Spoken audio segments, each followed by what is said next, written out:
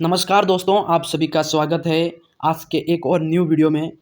दोस्तों, आशा करता हूँ आप सभी की पशु परिसर 2023-24 की जो तैयारी है, जो भर्ती है, आप सभी का आवेदन हो चुके होंगे और फॉर्म भर दिया होगा। और अभी मैं आपसे यही आशा करूँगा कि आपकी तैयारी अच्छे और ज़ोरों लेवल पे चल रही होगी।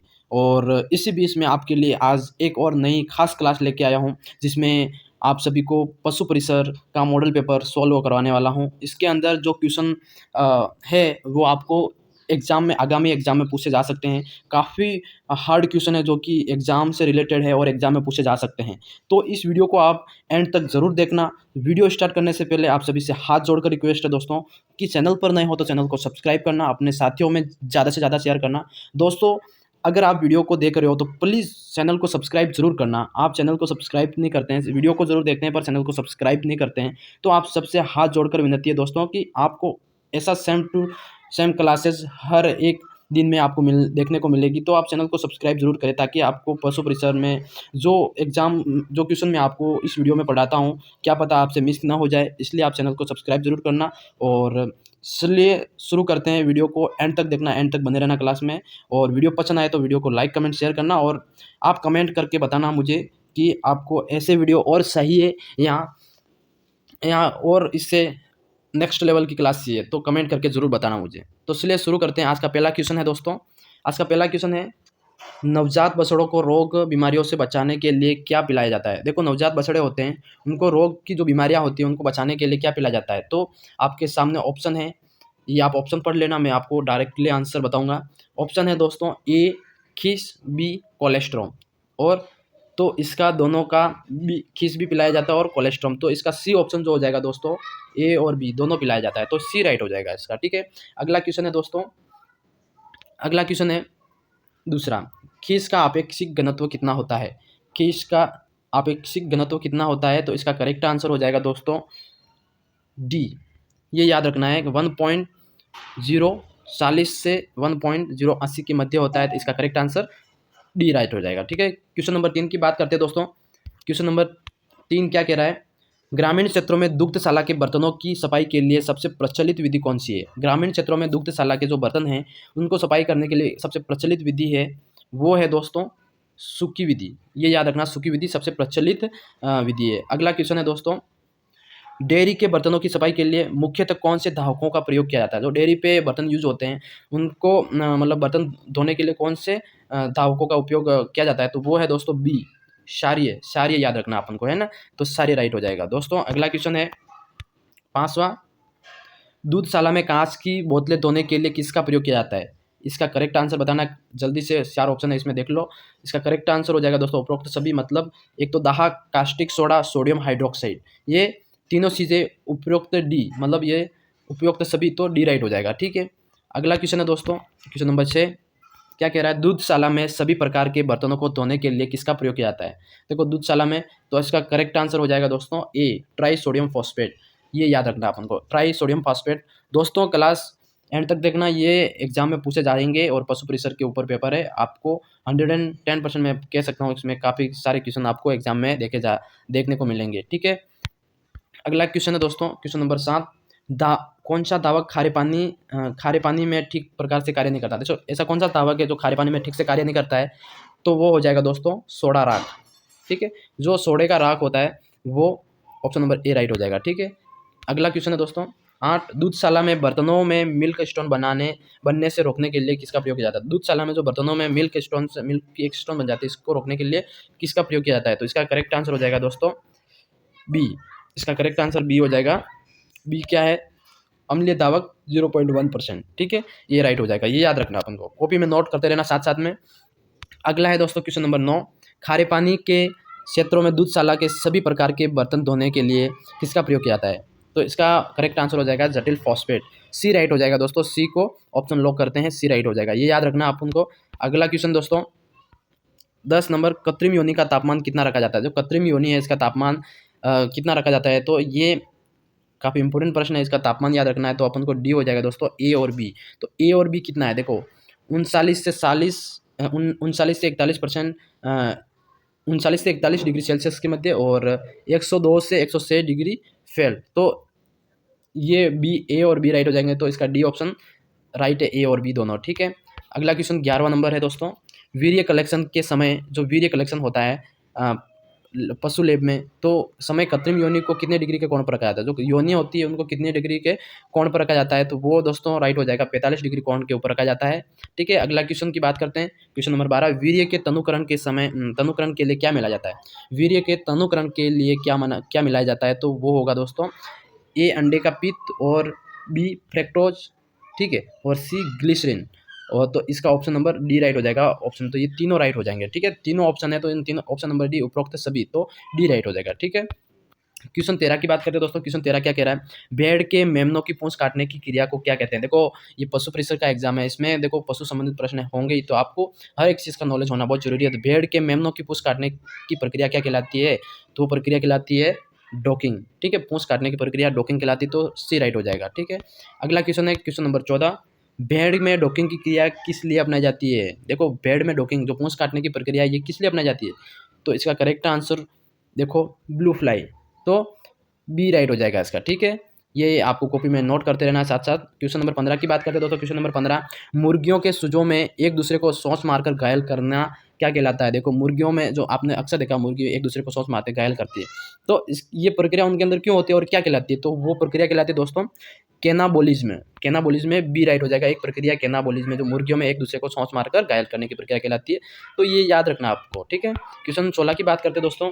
कुट में सौंस काटने की प्रक्रिया की क्रिया क्या कहलाती है। देखो कुट मतलब मुर्गी की बात कर रहे हैं अपन, तो कुट मतलब मुर्गी पालन की बात हो रही है, तो इसमें सौंस काटने की प्रक्रिया क्या कहलाती है, ये आप सभी को पता होना चाहिए कि ये ए हो जाएगा डिबकिंग, ठीक है, डिबकिंग कहलाती है, तो ए राइट हो जाएगा।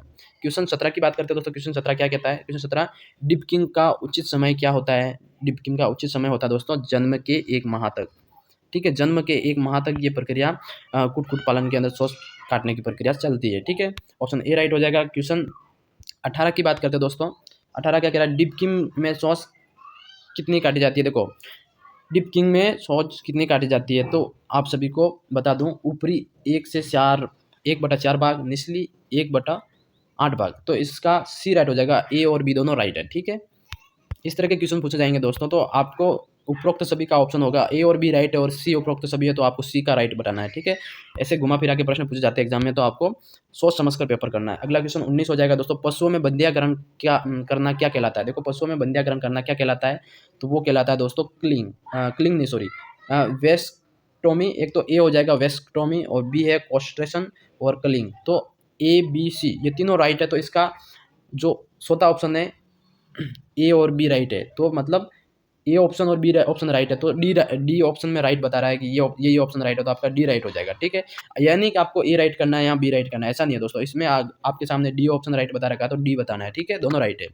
अगले क्वेश्चन की बात करते हैं, तो क्वेश्चन नंबर 20, डेयरी पशुओं का उत्पादक जीवन काल कितने वर्ष का होता है। देखो डेयरी पशुओं का उत्पादक जीवन काल कितने वर्षों का होता है, ये बताना है, तो इसका वर्ष होता है 12 साल, सी राइट हो जाएगा, ठीक है। क्वेश्चन नंबर 21 की बात करते हैं दोस्तों। क्वेश्चन नंबर 21 क्या कहता है, बछड़ों में बंध्याकरण का उचित समय। बछड़े होते हैं, गाय का हो गया, भैंस का हो गया, किसी का भी, तो इनका जो बंध्याकरण का उचित समय होता है वो है दोस्तों 1 से 2 वर्ष के मध्य इसका बंध्याकरण का समय होता है, तो ए राइट हो जाएगा, ठीक है। ये लिखते रहना साथ में। क्वेश्चन नंबर 22 की बात करते हैं दोस्तों। भेड़ बकरी में नरों के बंध्याकरण का उचित समय। देखो भेड़ बकरी में जो नर होते हैं उनके बंध्याकरण का उचित समय कितना होना चाहिए, तो वो है दोस्तों 2 से 3 माह के अंदर इनका बंध्याकरण का उचित समय होता है, ठीक है। तो बी राइट हो जाएगा, बी आपको याद रखना है, ठीक है।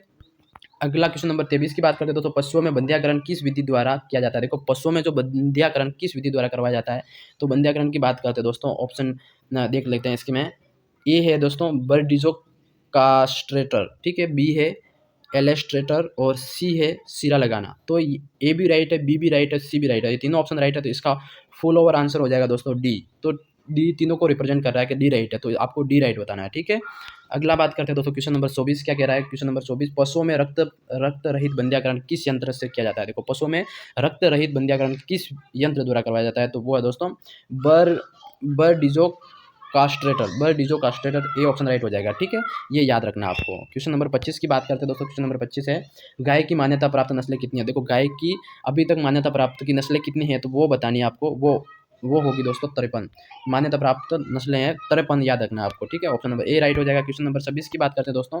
26 कहता है राजस्थान गोवंश नस्ल सुधार प्रजनन केंद्र कहाँ पर है। देखो राजस्थान गोवंश में जो नस्ल सुधार के लिए प्रजनन केंद्र बनाया गया है तो वो कहाँ पर है वो बताना है। तो वो है दोस्तों राजस्थान के अंदर जयपुर के अंदर, ए हो जाएगा राइट।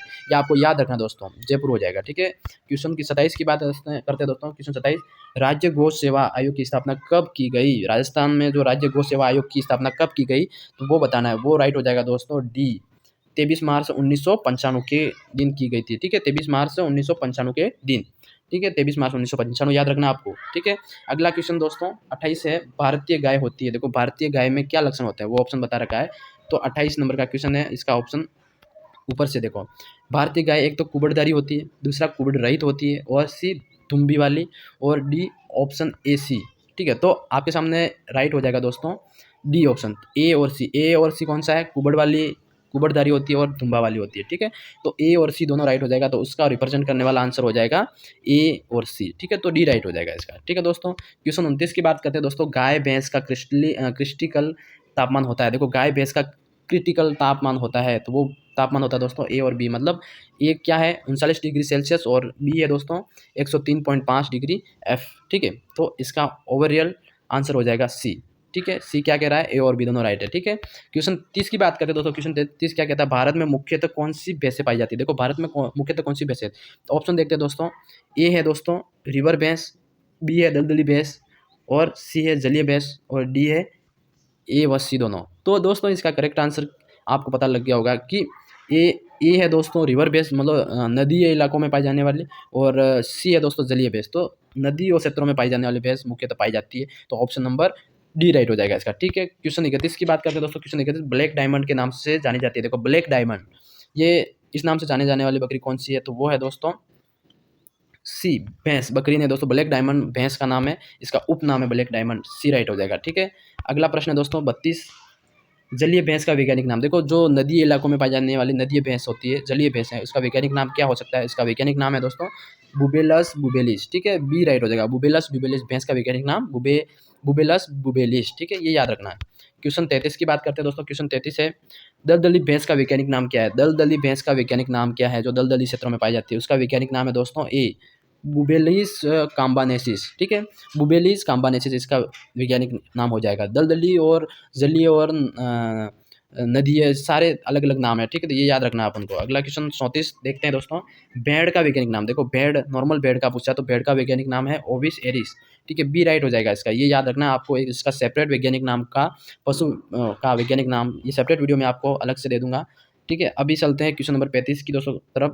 35 कह रहा है भेड़ के आवाज़ को क्या कहा जाता है। देखो भेड़ का आवाज़ क्या कहलाता है, तो वो कहलाता है दोस्तों सी पेन, ठीक है। याद रखना सी ऑप्शन राइट हो जाएगा। 36 नंबर क्वेश्चन क्या कह रहा है दोस्तों, भेड़ की आंखों के सारों से ऊन काटना क्या कहलाता है। देखो भेड़ की आंखों के सारों से, नहीं, भेड़ की आंखों के सारों ओर से ऊन काटना। देखो भेड़ की आंखों के चारों तरफ ऊन होती है, आपने देखा होगा जो भेड़ पालन करते हैं, तो उनकी आंखों के चारों तरफ भेड़ का जो ऊन काटते हैं उसको, उस प्रक्रिया को क्या कहते हैं, उस प्रक्रिया की आयन कहलाता है, ठीक है। आयन ऑप्शन बी राइट हो जाएगा दोस्तों कि आयन कहलाता है, ठीक है। अगला क्वेश्चन नंबर 37 दोस्तों, भेड़ के शरीर की ऊन कतरने की क्रिया क्या कहलाती है। देखो ये पशु परीक्षण में 110% पूछा जाएगा दोस्तों कि भेड़ के शरीर की ऊन कतरने की प्रक्रिया या क्रिया क्या कहलाती है, तो वो है दोस्तों शियरिंग। देखो बाल काटना है उनके शरीर से, तो वो शियरिंग कहलाती है, ठीक है। ये याद रखना। अगला क्वेश्चन है दोस्तों 38, मरी हुई भैंस से उतारी गई ऊन को क्या कहते हैं। देखो भैंस मर गई है, उसके शरीर से जो ऊन उतारी गई है, तो ऊन, उस ऊन को क्या कहते हैं, वो ऊन हो जाएगी दोस्तों, ऑप्शन नंबर ए राइट हो जाएगा पुल्ड ऑन, ठीक है। ए ऑप्शन हो जाएगा पुल्ड ऑन कहलाते हैं, ठीक है। अगला क्वेश्चन है दोस्तों 39 नंबर का। 39 नंबर क्वेश्चन क्या कह रहा है, बकरी का वैज्ञानिक नाम। देखो बकरी का वैज्ञानिक नाम पूछा है। बकरी का वैज्ञानिक नाम हम सभी को पता होना चाहिए, पशु परीक्षा की तैयारी कर रहे हैं तो इसका ऑप्शन हो जाएगा Capra hircus. Capra hircus option number A right हो जाएगा, ठीक है। क्वेश्चन नंबर 41 की बात करते हैं दोस्तों। 41 क्या कह रहा है, बकरी से संबंधित सही विकल्प है। बकरी से संबंधित सही विकल्प है दोस्तों चलता फिरता फ्रिज, ये भी कहते हैं बकरी का उपनाम है दोस्तों। बी है दोस्तों डबल एटीएम, डबल एटीएम भी कहते हैं। सी इसको सी कहते हैं उसको running dairy, running dairy, double ATM, सी चलता फिरता फ्रिज। तो ये तीनों नाम किसको दिए गए हैं, बकरी को दिए गए हैं, तो इसका ऑप्शन नंबर डी राइट हो जाएगा, मतलब उपरोक्त सभी हो जाएगा, ठीक है। क्वेश्चन नंबर 40 बहुत इंपॉर्टेंट है दोस्तों, ये से एग्जाम में पूछा जाएगा। क्वेश्चन नंबर 41 की बात करते हैं दोस्तों, गरीब की गाय किसे कहते हैं। गरीब की गाय किसे कहते हैं, तो ऑप्शन ए हो जाएगा बकरी, बी हो जाएगा शालीन। तो इसका करेक्ट आंसर हो जाएगा ए और बी दोनों, तो सी इसका पिन करना होगा अपन को, ठीक है। क्वेश्चन नंबर 42 की बात करते हैं दोस्तों, बकरी के दूध में गंध पाए जाने का कारण, बकरी का दूध है उसमें गंध, हल्की सी गंध आती है, तो उसका कारण क्या हो सकता है? उसका करेक्ट आंसर हो जाएगा दोस्तों कैफिक अम्ल। उसके अंदर कैफिक अम्ल पाया जाता है, इसकी वजह से दूध में थोड़ा गंध पाया जाता है, ये याद रखना है। अगला क्वेश्चन बात करते हैं दोस्तों, बहुमुखी पशु के नाम से जानी जाती है, बहुमुखी पशु के नाम से जानी जाती है, तो वो कौन है? वो है बकरी दोस्तों। ए राइट हो जाएगा, बहुमुखी के नाम से बकरी को जाना जाता है। क्वेश्चन नंबर 44 की बात दोस्तों 43 हो गया। 44 की बात करते हैं दोस्तों, अंडा उत्पादन के लिए पाली जाने वाली मुर्गियाँ कहलाती है। अंडा उत्पादन, मान लो अंडा का उत्पादन करने के लिए मुर्गियाँ पाली जाती है, वो क्या कहलाती है? वो है दोस्तों लेयर। ए ऑप्शन राइट हो जाएगा, लेयर कहलाती है, ठीक है। अंडा उत्पादन हेतु लेयर नामक मुर्गियों को पाला जाता है, ये याद रखना। क्वेश्चन नंबर 45 की बात करते हैं दोस्तों, 45 कह रहा है मांस उत्पादन के लिए पाली जाने वाली मुर्गियाँ कहलाती है।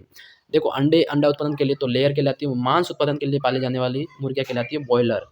सी राइट हो जाएगा दोस्तों, ठीक है। सी याद रखना, बॉयलर कहलाती है, ठीक है। ये अलग अलग नाम है, आपको कंफ्यूज नहीं होना है, ठीक है। क्वेश्चन नंबर 46 की बात करते हैं दोस्तों, ठीक है। 46 क्या कह रहा है दोस्तों,